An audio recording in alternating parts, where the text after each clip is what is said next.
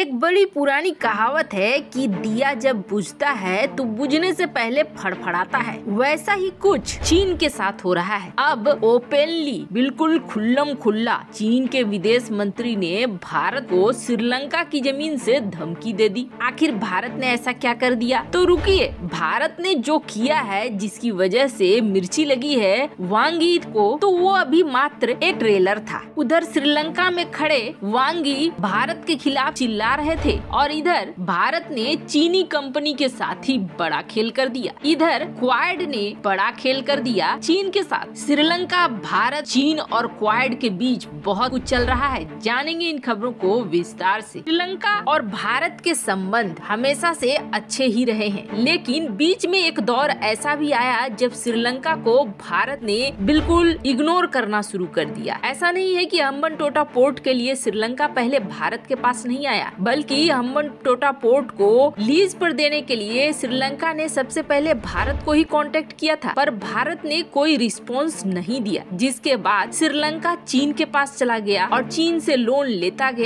गया और अभी ये हाल हो गया कि चीन ने श्रीलंका के कई भूभागों पर कब्जा कर लिया और अपनी बढ़त बना ली। अब जाके भारत जाग गया और अपनी पॉलिसी को ठीक करने लगा जब उसे समझ में आया कि चीन की मंशा बहुत ही गंदा है और भारत को श्रीलंका को लेकर साथ चलना पड़ेगा। अब चीन की मंशा किस तरीके से बहुत भयंकर थी उसका अंदाजा आप ऐसे लगा सकते हैं कि जो सोलर प्लांट लगवा रहा था चीन, वो लगवा रहा था बिल्कुल भारत के पास तमिलनाडु से सटे हुए एक द्वीप पे, जो कि श्रीलंका का है। लेकिन अब श्रीलंका के इस जगह पे अगर चीन का कोई फैक्ट्री हो, चीन का कोई प्लांट हो, तो आप समझ लीजिए यहाँ चीनी सेना भी होगी। और ये कितना नजदीक है भारत से, मतलब भारत के लिए एक बड़ा खतरा। अब भारत जागा। भारत जागने के बाद भारत को सबसे बड़ी जीत मिली थी, लेकिन ये जीत इतनी आसानी से नहीं मिल गई थी, बल्कि एक साल भारत इस मामले में श्रीलंका के ऊपर दबाव बनाता रहा हर तरह से। जहाँ पैसे से मदद की, कई तरह के लाइन ऑफ क्रेडिट दिए, तो कई तरह से राजनीतिक दबाव भी बनाया, जिसके बाद श्रीलंका ने चीन के इस प्रोजेक्ट को बंद कर दिया। ये चीन को था बड़ा झटका बहुत दिनों बाद। उसके बाद चीन को दूसरा झटका श्रीलंका ने दिया उसके फर्टिलाइजर को नहीं खरीद कर। जब फर्टिलाइजर नहीं खरीदा, चीन बैठकर ये सोच रहा था अच्छा जाओगे कहाँ, अब फर्टिलाइजर इतने कम समय में तुम्हारे तक पहुँचेगा कैसे, मौसम तो निकल रहा है, लेना तो तुम्हें हमारा ही फर्टिलाइजर पड़ेगा चाहे कैसा भी हो। पर उस वक्त भी भारत ने बड़ी मदद कर दी और अपनी वायुसेना की मदद से फर्टिलाइजर को पहुँचा दिया श्रीलंका। अब ये दूसरा झटका था चीन के लिए। अब कहानी अभी बची हुई थी, तीसरा झटका भी मिलना था चीन को, और ये तीसरा झटका मिल गया जब भारत ने अपनी डील पक्की कर ली, ऑयल टैंकर बनाने की डील। अब ऑयल टैंकर बनाने की डील जैसे फाइनल हुई, वैसे बहुत जल्दी दिल मिला गया चीन ने जब उर्वरक कैंसिल किया था श्रीलंका ने, तो सबसे पहले चीन ने श्रीलंका के बैंक पर बैन लगा दिया था। अब श्रीलंका दौड़े दौड़े पहुँचे चीन के विदेश मंत्री वांग यी, और वांग यी ने सबसे पहले तो ये बैन हटा लिया और कोशिश ये करने लगा कि अब सब कुछ ठीक हो जाए। अब श्रीलंका ने सामने में शर्त रख दी। श्रीलंका ने ये कहा कि जो आपने स्ट्रक्चर बनाया है ये कर्ज वगैरह लौटाने का, इसे जरा ठीक करो। अब चीन ये बहुत अच्छे से समझ रहा है और खासकर चीनी विदेश मंत्री वांग यी कि श्रीलंका की आवाज क्यों बदल रही है, हरकतें क्यों बदल रही है। इतना ज्यादा लाइन ऑफ क्रेडिट मिल रहा है भारत से, इतना ज्यादा मदद मिल रहा है, और अब श्रीलंका को ये लग रहा है कि दोनों ही देश अब मेरी मदद करने को तैयार हैं। वैसे आपको बता दें श्रीलंका की इकोनॉमिक स्थिति इस वक्त सही नहीं है, पर इस वक्त श्रीलंका एक ऐसे मोड पर पहुंच गया है जहां भारत भी मदद कर रहा है और चीन भी मदद करने को तैयार है। यहाँ तक कि अब तो चीन ने 350 मिलियन ग्रांट भी देने का वादा कर दिया है, मतलब 350 मिलियन डॉलर फ्री का पैसा, इसे वापस नहीं लौटाना है। खैर श्रीलंका की जो माली हालत है, ऐसे में ले ही ले ये फ्री के पैसे तो ज्यादा अच्छा है। वैसे भी चीन की जेब से फ्री में कुछ भी नहीं निकलता है। पर वांग यी ने वहाँ खड़े खड़े भारत को धमकी देना शुरू कर दिया। वांग यी से रहा नहीं गया गया और उसने ये कह दिया कि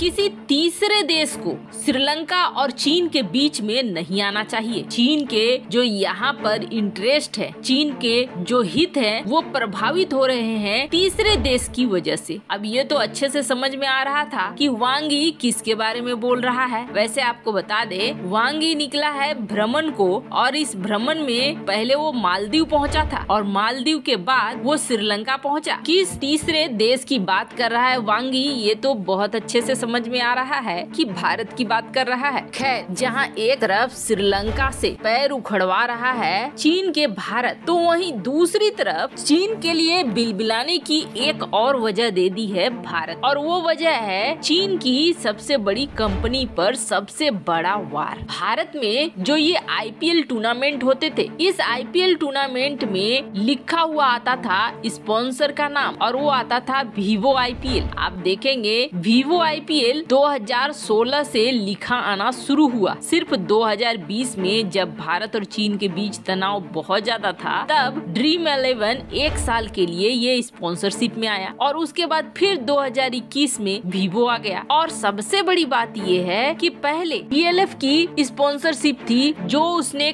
फी पे किया था हर साल के लिए 40 करोड़। उसके बाद 2013-2015 में पेप्सी ने 80 करोड़ का, और 2016-2017 में पेप्सी 80 करोड़ दे रहा था तो वीवो ने 100 करोड़ सीधे लगा दिया, जिसके बाद वीवो को स्पॉन्सरशिप मिल गई। और उसके अगले साल 2018-2019 में तो वीवो ने बिल्कुल आशा से बाहर स्पॉन्सरशिप के लिए फी दे दी, वो भी करीब 440 करोड़, जो एक बहुत बड़ा अमाउंट है। अब आप इससे अंदाजा लगाइए कि वीवो भारत में कितना कमा रहा था कि सिर्फ एक नाम स्पॉन्सरशिप में आने के लिए 440 करोड़ रुपए हर साल के लिए खर्च करने को तैयार। पर भारत और चीन के बीच जिस तरीके से तनाव बढ़ रहा था, एक तरफ हम मेक इन इंडिया की बात करते हैं, चीनी कंपनियों के बायकॉट की बात करते हैं, और दूसरी तरफ उन्हें ही प्रमोट किया जा रहा था, ये बहुत ही बुरा लग रहा था। लेकिन वीवो के साथ था कॉन्ट्रैक्ट साइन, और ये कॉन्ट्रैक्ट 2016 में ही बना था, जिसको अभी पूरा होने में समय था। लेकिन फिर भी अब वीवो को इस